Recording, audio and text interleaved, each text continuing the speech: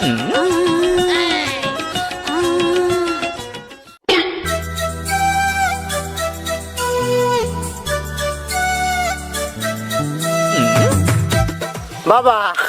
বল তোর কি হলো আবার?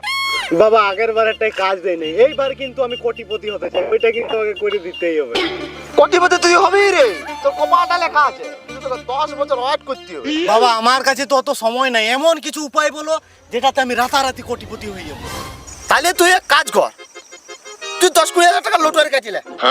10-20 হাজার? আমার কাছে তো এত টাকা নাই, আর লুটোয়ারি তো কোনো গ্যারেন্টিও নাই। হ্যাঁ সেটাও ঠিক।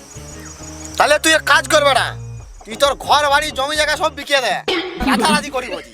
বাবা আমার তো ধন সম্পত্তি জমি জমা কিছু নেই, আমি তো ভিখারি।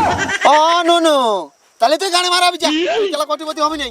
বাবা কিছু করো না, কিছু করো না। তাহলে তোকে কি করব রে বাপ, তাহলে এমন এমন শস্য জুটেও যায়। তাহলে তোকে একটা উপায় করতে হবে। কি?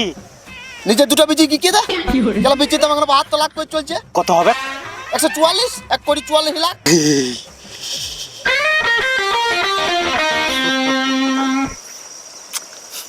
বাহাত্তর লাখ। শালা গানে মারি দিল রে, শালা গানে বলে বিপদ। बात कुछ समझ न आए, कमी का